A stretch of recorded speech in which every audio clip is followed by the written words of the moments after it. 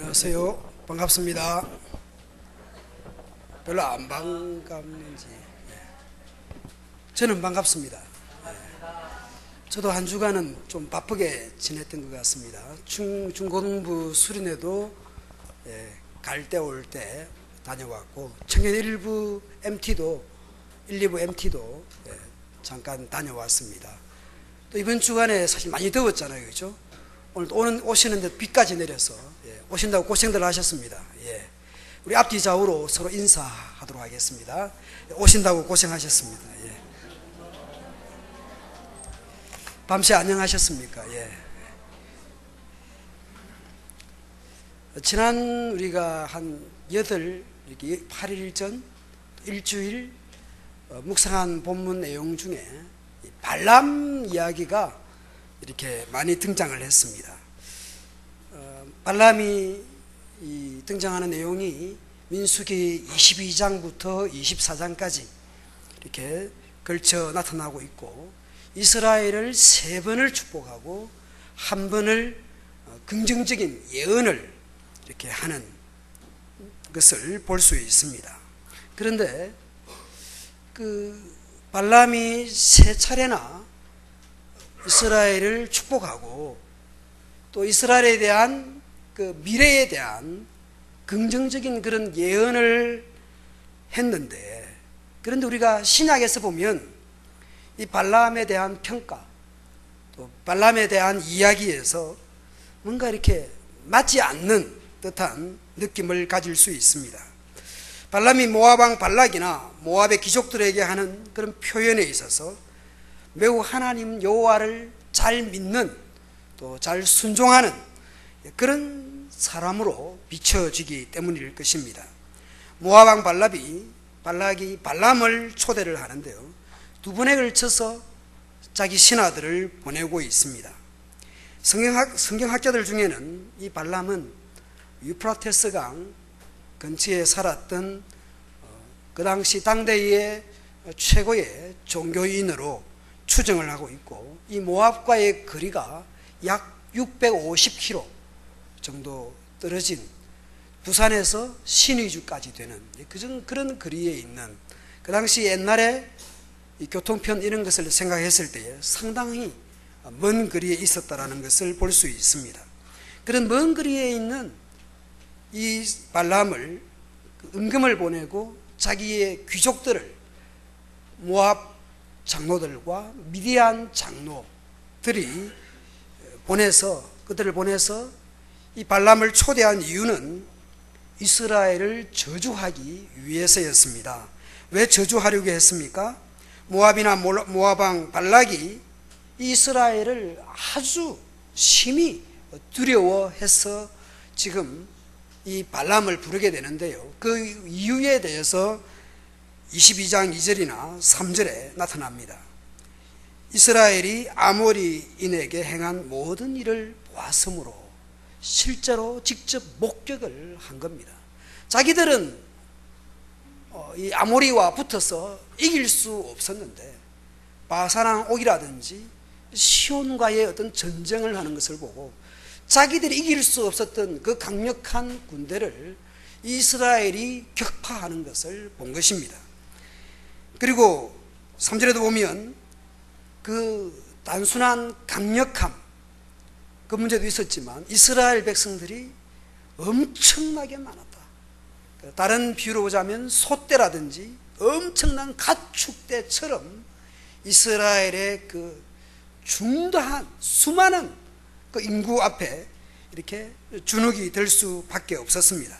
이런 이스라엘, 외적으로 바사랑 옥이라든지 시온 왕을 쳐부수고 승리하는 것을 보았고, 그 수많은 이스라엘 백성들의 그 무리를 보고 기가 질린 것입니다.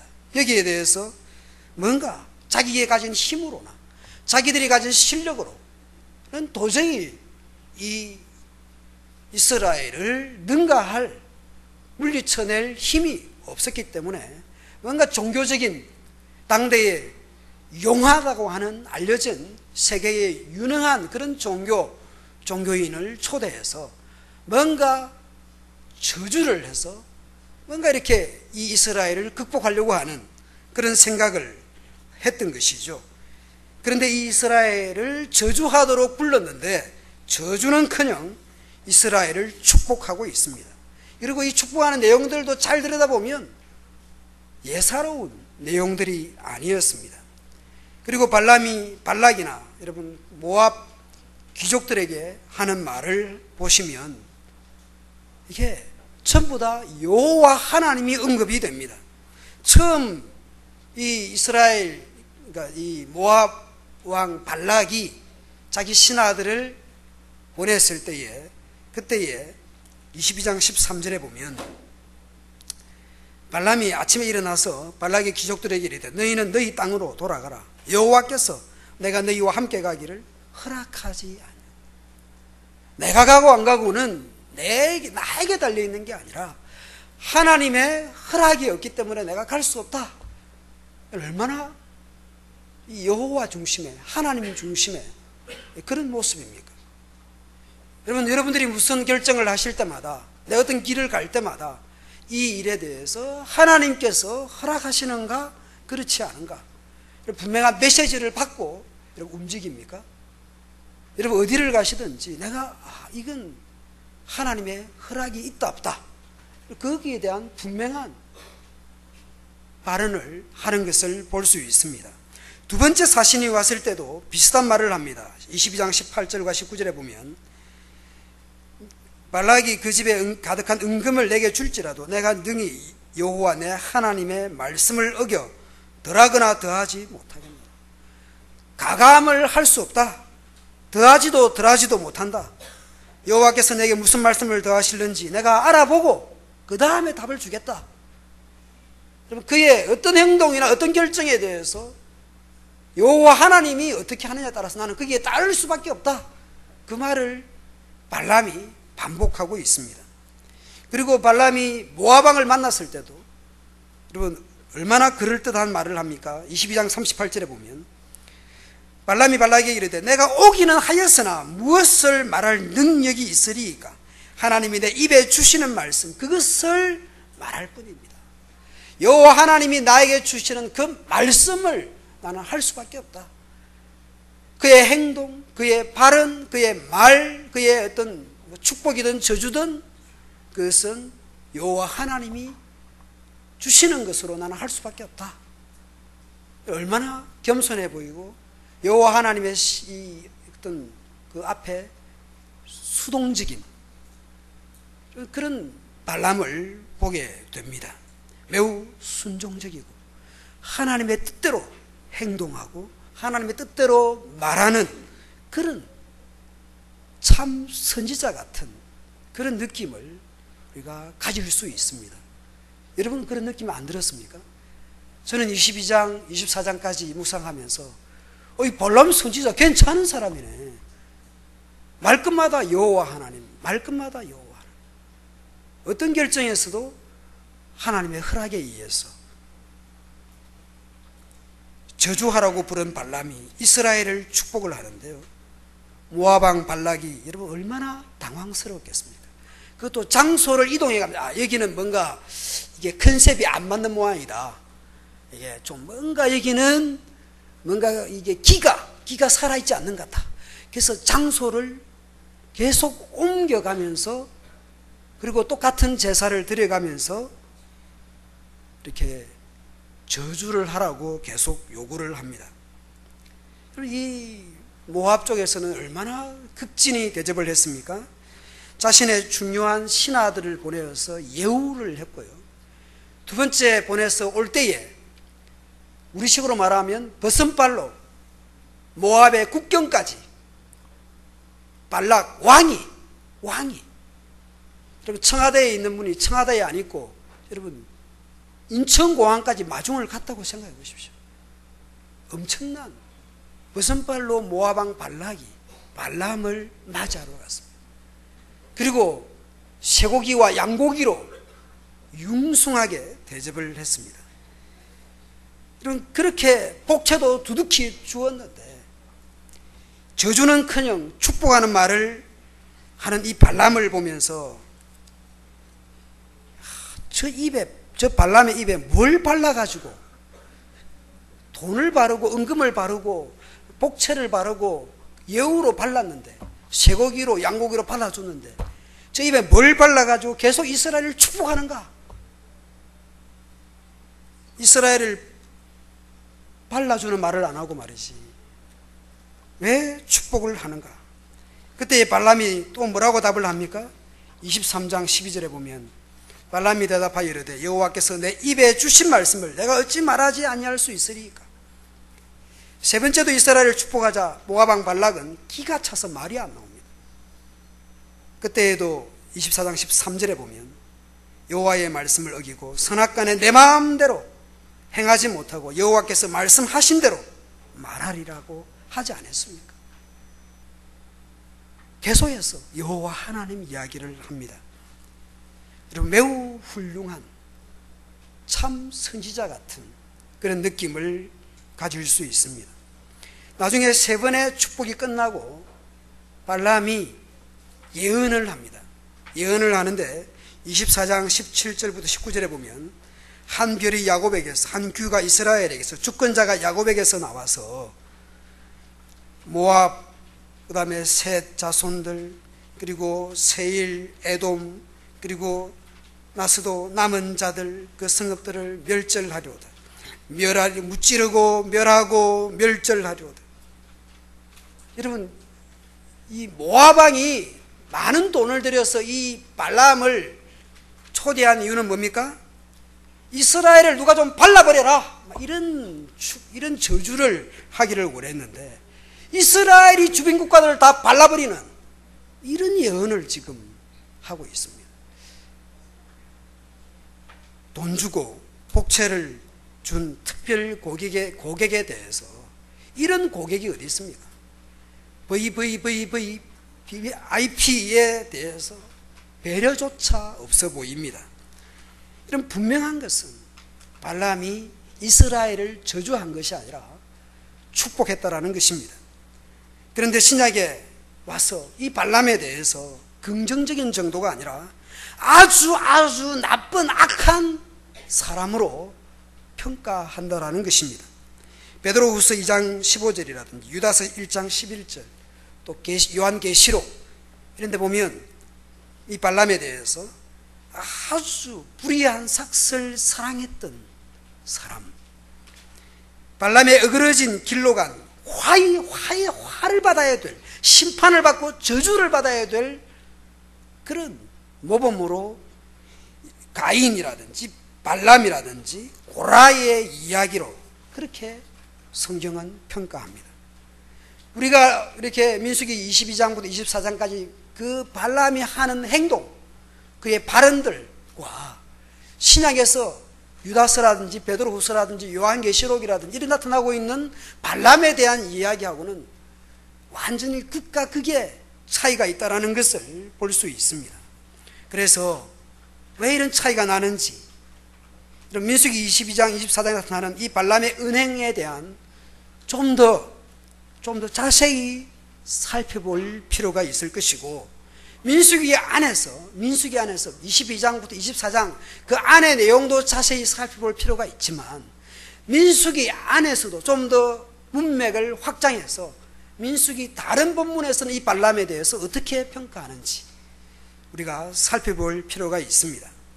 처음 하나님께서 발람에게 했던 말씀부터 자세히 살펴볼 필요가 있는데요, 22장 12절에 하나님께서 발람에게 하셨던 말씀은 하지 말라라는 겁니다. 가지 마라, 말하지, 저주하지 마라, 분명하게 말씀하셨어요. 가지도 말고 저주하지도 마라 라는 말씀을 하셨습니다. 발락이 원하는 것 안 된다, 와서 저주하라, 가지도 말고 저주하지도 마라. 가는 것도 안 되고 여기 안 가는, 여기 있으면서도 저주하는 것도 안 되고 아무것도 안 된다.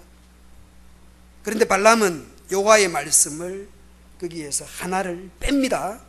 그리고 약간 완곡하게 표현을 합니다. 발람이 사신들에게 22장 13절에 보면 하나님께서 가기를 허락하지 아니하느니라. 뭘 빼고 있죠? 저주하지도 말라라는 말은 뺍니다. 말을 하나 딱 빼고 있습니다. 그리고 22장 14절에 사신들이 돌아가서 발락에게 보고할 때는 발람이 우리와 함께 오기를 거절했습니다. 그렇게 이야기합니다. 하나님이 못하도록 막았다고 말하지 않고 하나님 이야기를 빼버립니다. 그러니까 하나님께서 발람에게, 발람이 사신들에게, 사신들이 발락에게 하는 그 내용들이 보면 계속 축소되어 오고 하나님의 뜻, 하나님의 의지, 하나님의 말씀은 전부 다 사라져버리고 다 자기 말만 하고 있는 겁니다. 우리 청년일부 1, 2부 MT에 가가지고요, 세계적으로 나누어서 이렇게 모션을 하고 이렇게 4명이 이렇게 단어를 보고 설명을 열심히 하고, 심지어 뭡니까?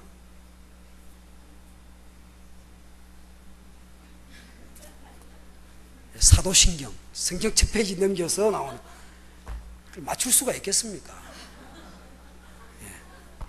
예. 그런 걸 하잖아요. 그런 게 보면 이게 처음과 달라지는 건 맞는데, 그러나 이것은 모션을 한 게 아니고 이렇게 행동으로 연극을 한 게 아니고 이것은 실제로 말씀을 하신 거예요. 가지도 말고 저주하지도 말라. 하나님이 가지 말래. 그렇게만 말을 합니다. 사신들이 받은 느낌은 본인이 안 가고 싶구나, 본인이 이 정도 복채 갖고는 안 따라오고 싶구나, 그렇게 사신들이 느낀 겁니다. 그래서 그 느낌을 발락에게 전달한 겁니다. 이 사람이 진짜 신앙, 이 사람은 하나님 말씀에 그대로 순종하는 사람이기 때문에 이 사람은 도저히 올 사람이 아닙니다, 이렇게 말을 하지 않았어요. 여러분, 우리가 자세히 보아야 아름다운 것이 아니고 자세히 보아야 틀린 점을 찾아낼 수 있는 겁니다. 여러분, 하나님의 뜻과 발락의 뜻은 완전히 반대되는 겁니다. 하나님의 뜻은 뭐며 발락의 뜻은 뭡니까? 하나님의 뜻은 가지도 말고 저주하지도 말라는, 발락은 뭡니까? 와서 저주하라. 완전히 반대되는 내용입니다. 하나님의 뜻과 발락의 뜻은 완전히 반대되는 내용이에요. 분명하게 반대되는 위치에 있습니다. 그러나 두 차례 사신들을 보내고 선물을 보내는데요, 사신들과 이 선물을 정리해서 보자면 1차, 2차가 차이가 나는 것을 볼 수 있습니다. 표를 보시면 1차 초빙 때 사신들은 모압 장로들과 미디안 장로들입니다. 소위 우리식으로 말하면 장관급을 보낸 겁니다. 대표로 장관급을 보냈습니다. 2차에는 누구를 보냈습니까? 장관급 1명과 차관급 2명, 국장급 5명 이렇게 1차에 보냈다면 2차에는 뭡니까? 총리급을 대표로 해서 여러 장관들, 합참의장부터 시작해서 국정원 원장까지 해서 국가의 아주 중요한, 그냥 장관 한두 명이 아니고 더 많은, 더 높은 사람들을 보냈습니다. 그리고 예물은 처음에 복채를 보냈습니다. 2차 초빙 때는 명예까지 높여 크게 말만 해라, 무엇이든지 다 해줄게. 여러분, 인적 물적 그 초빙하기 위해서 보낸 사람들을 비교해보면 1차 때하고 2차 때가 완전히 급이 다릅니다. 총리급과 장관급은 다르잖아요. 장관이 대표가 되면 차관급이 갈 수밖에 없잖아요. 총리급이 가니까 경제부총리부터 시작해서 전세기 보낸 겁니다. 전세기를 전용기까지 보냈다고 볼 수 있습니다. 발람이 발락에게 가려고 하니까 하나님께서 허용을 하시지만 중간에 나귀를 통해서 하나님의 주권을 다시 한번 알려주셨습니다. 민수기 25장에 가면, 민수기 25장에 가서 보면 이스라엘 백성들이 모압 여인들과 미디안 여인들과 행음을 하지 않았습니까?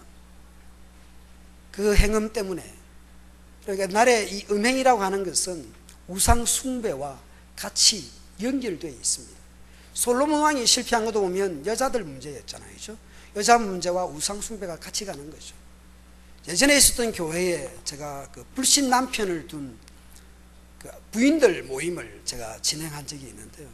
그때의 그 모임을 제가 이렇게 하면서 남편들 어떻게 전도할 것인가 그렇게 토론들도 하고 기도도 하고 이렇게 했는데요. 그런데 부인이 먼저 교회 오신 경우에는 언젠가는 남편이 교회 오게 되어 있습니다. 근데 남편 혼자 교회 먼저 오신 분들은 자기 부인을 전도하기가 정말 힘듭니다. 부인이 먼저 예수 믿은 사람들은 자기 집에서 구역 모임 합니다. 자기 집에서 구역 모임 해요. 남편이 혼자 교회 오는 사람, 그 집에서 구역 모임 합니까? 못합니까? 못합니다. 오늘 혹시 이것 때문에 시험 드는 분 없기를 바랍니다. 그건 어쩔 수가 없어요. 옛날이나 지금이나 여성이 훨씬 이런 부분에서 강하다라는 것을 알 수 있습니다. 여러분, 이 모압 여인들, 미디안 여인들의 그런 유혹을 받아가지고 결국은 24,000명이 연병으로 죽게 됩니다. 이 사건의 배경을 25장 18절에 이렇게 기록합니다. 그들이 속임수로 너희를 대적하되 부올의 일과 미디안 지휘관의 딸 곧 부올의 일로 연병이 일어난 날에 죽임을 당한 그들의 자매 고스비의 사건으로 너희를 유혹하였습니다. 속임수와 유혹으로 결국은 이스라엘이 타락하게 됩니다. 여러분, 군사력, 종교의 힘으로 저주의 문제를 해결하지 못했습니다. 이스라엘로 하여금 범죄하게 하고 타락하게 해서 하나님과의 이스라엘 관계에 어그러지도록 이렇게 심각한 문제가 생기도록 한 것입니다. 이런 속임수와 이런 유혹이 여러분 누구께로부터 나온 줄 아십니까? 미디안, 고스비, 모압의 여인들이 고실랑제이션을 잘 했다, 이렇게 생각할 수 있습니다만은 민수기 31장 16절을 같이 읽어보겠습니다. 시작. 보라.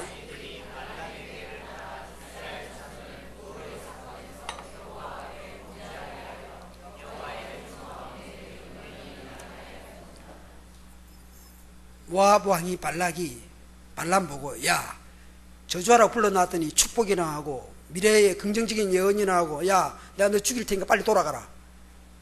그렇게 했지만 실제로 돌아가지 않고 모압과 같이 있었지만 발람이 미디안 사람들과 같이 있었다는 것을 알 수 있습니다.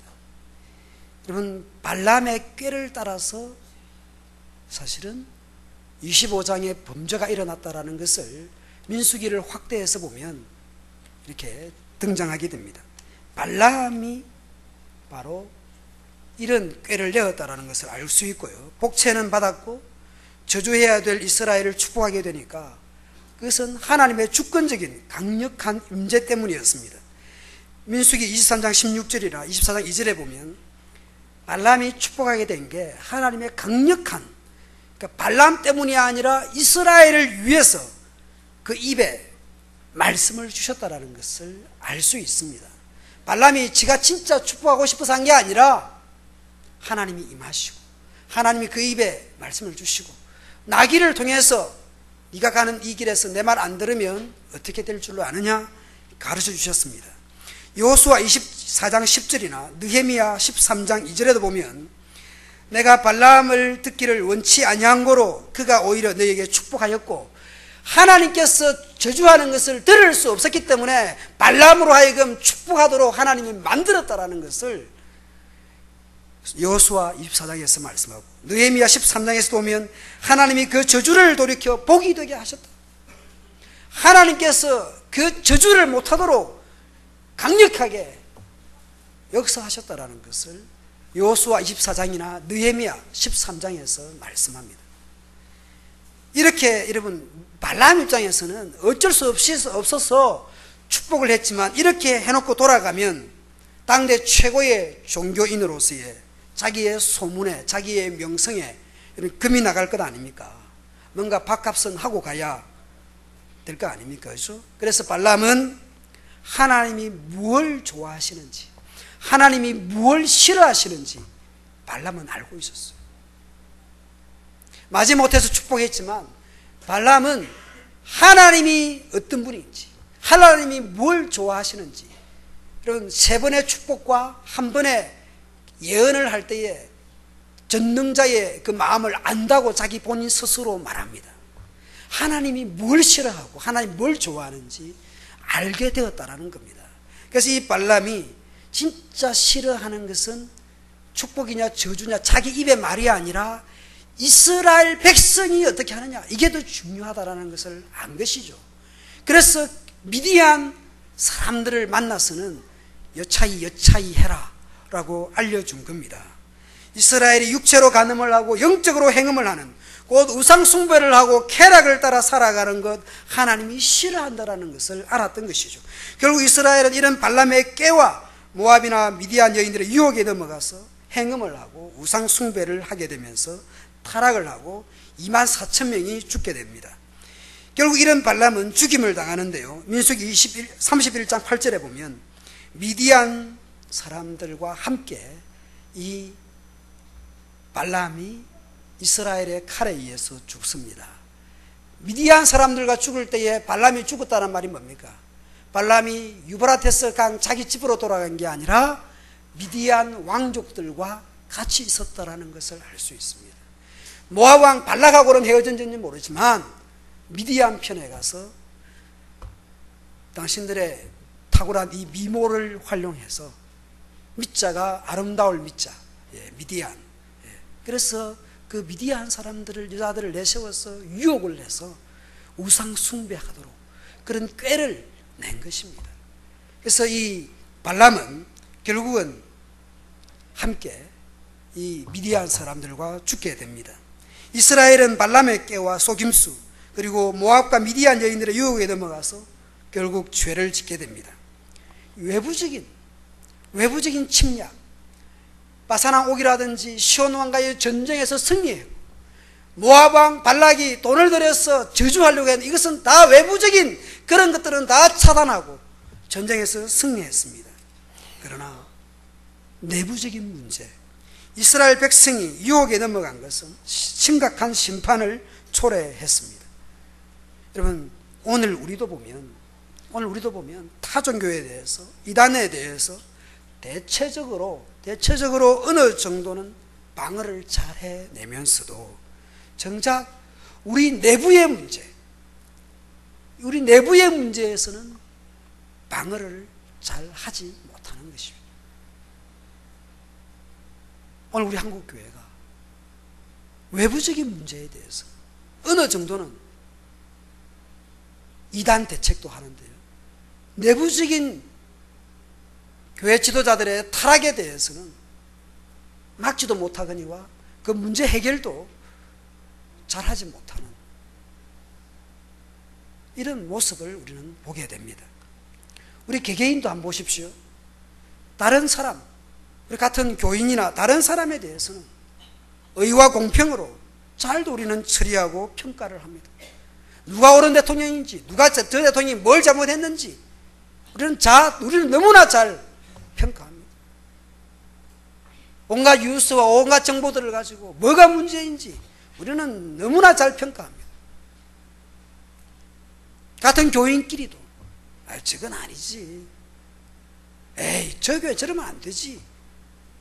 그러나 정작 본인 스스로의 문제에 대해서는 얼마나 제대로 대처하지 못하는지, 남들 문제에 대해서는 잘만 뭐다 온갖 것을 동원해서 처단을 하면서도 자기 문제, 자기 자신에게 뭐가 문제 있는지조차도 알지 못하는, 남의 눈에 먼지는 잘도 찾아, 야야 눈에 뭐 들어갔어, 자기 눈에, 자기 안구에 대들보가 들어가 있는지도 알지 못하는, 자기한테는 문제가 없다고 생각합니다.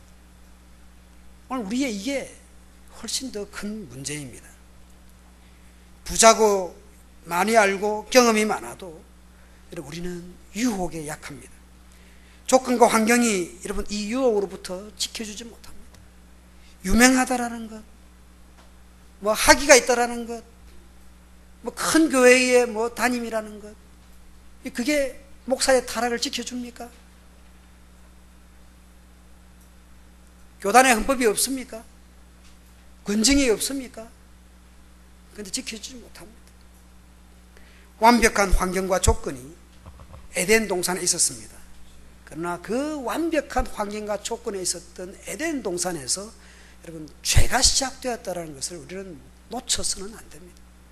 우리는 환경과 조건, 잘 살게 되면 절도범이나 이런 유혹들이, 이런 전쟁들이, 이런 것들이 다 해결될 것이라고 이야기합니다.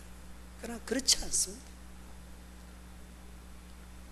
사단은 예수님에게도 만일 당신이 하나님의 아들이어든, 당신이 만약 하나님의 아들이어든, 하나님 아들도 맞고 돌을 떡도 만들 수 있는 분입니다.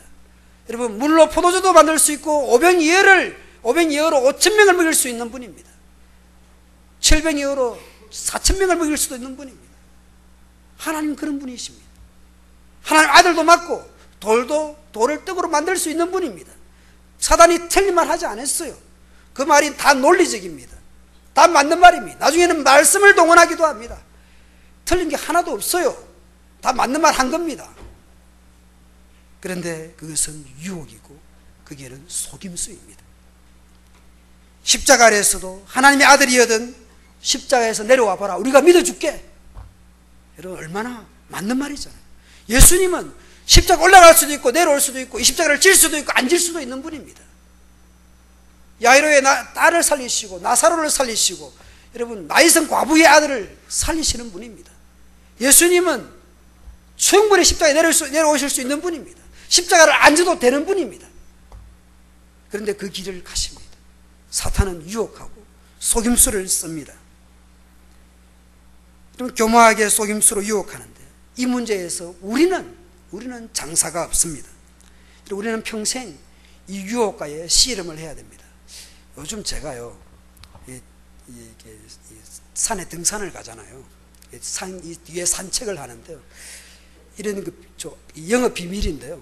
이 뒤에 가면 연기버섯이 많아요.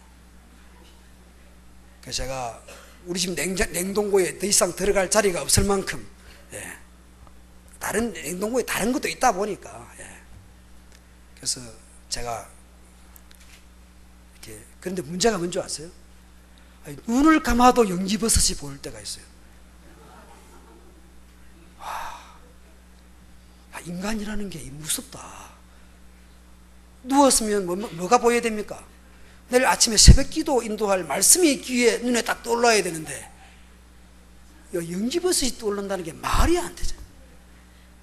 중고등부 친구들이 수레죽에 있는데 중고등부 아이들 얼굴이 기억나면서 기도해야 될 거 아니야. 목사가 말이야 정신이 없어. 여러분, 사람이라는 게 그래요. 어떤 데는 등산에 가면요 돈이 많아요. 돈이 막 떨어져 있어요. 근데 돈을 막 주워 왔어요. 내가 막 핸드폰 꺼내면서 이렇게 구개구개 돈을 이렇게 아마 비상금으로 가져갔던 게 떨어진 것 같아요. 그걸 제가 10,000원짜리 주워오면 제가 쓰고 1,000원짜리 주워오면 막 내주고 막 이렇게 했어요. 근데 어느 날부터 탁 누웠는데 돈이 눈에 보이기 시작해요. 맨날 돈만 쳐다보고, 인간이라는 게 진짜 이 돈에 갔다가 연기버섯에 갔다가. 그래서 제가 새 사진 찍는 게 좋아하니까 맨날 소리 나면 하늘 쳐다봤다가 정신이 없어요. 인간이라는 게 이런 유혹이 심한 거예요. 여러분, 당구 좋아하면 어떻게 됩니까? 누군데 천장에 그냥 이런 게 이 다운라이트 6인치짜리가 그냥 당구알로 보이고 이 긴 게 뭡니까? 휴대로 보이는 거 아니야. 인간이라는 게 참 유혹이 엄청나게 심한 거예요. 여러분, 인간은 유혹이 끝이 없습니다. 우리가 씨 뿌리는 4가지 비율을 알지 않습니까? 씨가 뿌려져서 30배, 60배, 100배의 열매를 맺어야 되는데요. 그런데 이 열매가 맺기가 상당히 어렵습니다. 여러분, 마가복음 4장에 보면 여러분 몇 가지 밭이 나옵니다만은 거기에 보면 결국은 가시떨기에 뿌려졌다라는 것은 세상의 염려와 재물의 유혹과 기타 욕심이 들어와서 말씀에 자라지 못하도록, 열매를 맺지 못하도록 막는 겁니다. 여러분, 외부의 문제에 대해서는 잘도 막으면서 결국 내 속에 일어나는 유혹들, 내 속에 있는 욕심들, 이런 것이 나의 신앙의 열매를 맺지 못하도록 하는 겁니다. 이 유혹의 문제는 여러분 목사적 하레비도 어려운 겁니다. 여러분 유혹인지 뭔지 느끼지도 못하는 거예요. 이게 속임수인지 유혹인지 그조차도 모르고 살아가는 것입니다. 그리고 어떻게 해야 됩니까? 우리는 다 알고 있어요. 정답 알고 있어요. 어떻게 해야 되기 어떻게 해야 돼? 우리 다 알잖아요. 어떻게 해야 이 유혹을 이겨내는지. 우리 힘으로는 안 된다는 거 알지 않습니까? 여러분 시험에 들지 않게 깨어 기도하라. 마태복음 26장에 말씀합니다. 깨어 기도해야 된다는 우리가 다 알고 있습니다. 여러분 마태복음 6장 우리가 매일마다 우리가 하고 있는 주기도문, 여러분 우리를 시험에 들게 하지 마옵시고 우리가 알고 있습니다. 매일마다 우리가 어떻게 기도해야 됩니까? 시험에 들게 하지 마옵시고 우리가 기도할 수밖에 없는, 하나님을 의지할 수밖에 없는, 내 속에 욕심인지 이게 뭐 유혹인지 그것도 모르고 살아가는, 우리가 이 유혹을 이겨낼 힘이 없는 거예요. 이 장사가 없는 거예요. 말씀 외에, 기도 외에 답이 없는 겁니다. 우리가 열심히 말씀을 묵상해야 됩니다. 시편 1절과 1편 1절 2절에 여러분 악인의 꾀, 발람의 꾀, 악인의 꾀, 여러분 죄인들의 길에, 오만한 자들의 자리에 앉지 않는 길은 다른 게 없어요. 주야로 말씀을 묵상하는 것 외에 달리 길이 없는 거예요. 야, 이 목사가 돼가지고 정신머리가 없어가지고 기도할 생각 안 하고 영집버섯 생각하고 새 생각하고 새가 또 얼마나 많은지, 얼마나 나를 꼬시는지, 여러분 물같이 딱 이렇게 파랑새까지, 여러분 박새, 딱새, 얼마나 여러분 굴뚝새, 야, 이 온갖 새들이 이 동네에 많아요.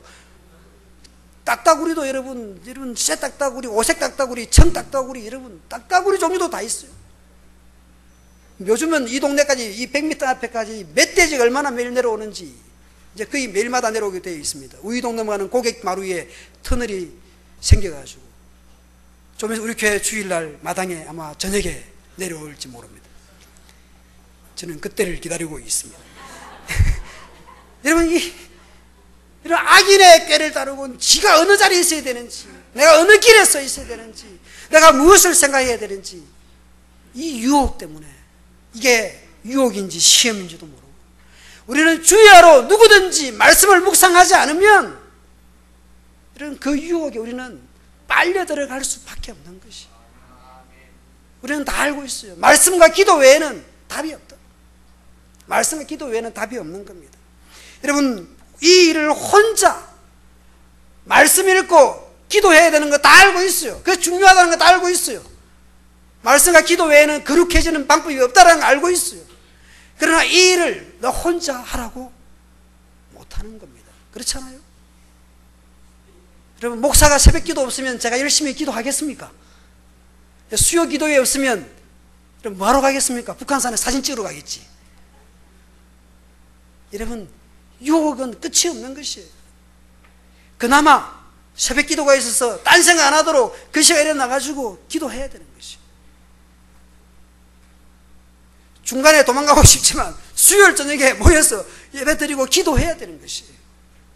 나 혼자 못하기 때문에 우리로 교회로, 우리 요즘 중고등부, 그 다음에 유치부, 영아부, 초등부, 성경학교 했죠. 우리 모두는 뭐다? 무슨 가족이다? 초등부, 중고등부, 우리는 무슨 가족? 우리 장모님께서는 하나님 가족. 우리 장모님께 여쭙지 않았습니다. 우리 친구들, 우리는 무슨 가족? 안 되겠다. 선생님들, 무슨 가족? 소리가 작네. 벌써 수련회 끝난 지가 얼마 됐다고. 우리 모두는 이러면 하늘 가족이에요. 하늘 가족. 우리 교회가 하늘 가족이라서 혼자 말씀 읽고 혼자 묵상하고 혼자 기도하는 걸 못하기 때문에 우리 다 같이 하늘 가족으로서 함께 기도하고, 주일날 교회 안 오면 왜 교회 안 왔냐, 무슨 일이 있었냐, 어디 아프냐, 우리 같이 기도하자. 우리가 함께 기도하고 함께 말씀 묵상하고, 둘에 모이면 할 일이 없어서 둘에 모이면 합니까? 여러분 서로 말씀을 격려하고 큐티하고, 그렇게 우리가 유혹과 시험으로 또 이길 수 있는, 말씀과 기도 외에는 답이 없다는 거 다 알고 있어요. 그러나 그 일을 우리가 잘하도록, 격려하도록, 사랑과 선행을 격려하도록 하늘 가족 우리가 부름을 받은 것입니다. 우리가 이렇게 다 같이 모여서 예배하고 속으로 모여서 구역 모임에 모여서 하늘 가족으로 서로 도전하고 격려하고, 그래 나하고 기도해 줄게, 같이 기도하자, 이거 좀 기도 좀 해주세요, 기도 부탁하고, 이게 하늘 가족입니다. 우리가 유혹에서부터 이 싸움에서 우리가 서로 격려하고 격려받아서 우리 모두가 여러분 믿음으로 살아가야 될 사람들 아닙니까? 우리가 천국 갔을 때에, 우리 하늘 가족 우리가 천국 갔을 때에 우리가 다 한 빌라에 살아야 될 거 아닙니까? 아닙니까? 우리가 다 우리가 한 빌라에, 천국 빌라에 살아야 될 거 아니에요? 그렇지 않습니까? 최적의 습도와 최적의 온도에 맞춘 그곳에서 여러분, 그런 곳에 우리가 다 같이 살 사람들입니다. 믿음 생활, 신앙 생활은 혼자 하도록 부르지 않았습니다. 서로를 격려하고 서로를 사랑하고 서로를 지지하고 서로를 격려하고 또 사랑받고 우리의 외로움을 달래는 정도가 아니라 말씀과 기도, 이 내적인 이 신앙의 싸움, 이 선한 싸움을 같이 하도록, 이 일은 외로운 싸움이 아니라 우리가 다 같이 함께 해야 될 싸움이라는 것이죠. 우리가 믿음으로 우리가 선한 싸움을 싸워 나가야 됩니다. 그리고 내 속에 있는 유혹, 욕심을 날마다 십자가에 우리는 못 박아야 합니다. 이것은 기도와 말씀으로 우리가 하늘 가족으로 함께 하는 것입니다. 우리는 정답을 알고 있습니다. 우리 교회, 우리 나눔교회 교회 다니는 사람들은 다 이 정답을 알고 있어요. 그러면 정답을 알면 뭐 합니까? 정답대로 살아야 하는 것입니다. 우리 공동체가 서로를 격려해서 믿음으로 살아내는, 그래서 우리 하나님을 기쁘시게 하고 하나님의 마음을 시원케 해드리는 우리 교회가 되기를 축원드립니다. 하나님 아버지, 이 세상에 얼마나 많은 유혹과 내 속에 얼마나 많은 욕심이 있습니까? 주님, 우리가 이 내적인 선한 싸움을 싸워가야 되는데 말씀과 기도 외에는 답이 없습니다. 그리고 혼자 이 일을 할 수가 없습니다. 우리가 하늘 가족으로서 함께 이 말씀과 기도로 주님, 유혹과 욕심들을 이겨내는 이 선한 싸움을 싸워나가는 우리 모두가 되게 하여 주옵소서. 이 싸움에서 물러서는 이가 없게 도와주시고 이 싸움에 패배하는 이가 없도록 서로에게 힘이 되어주고 서로를 격려하는 우리 하늘 가족들이 되게 해 주옵소서. 예수님 이름으로 기도합니다. 아멘.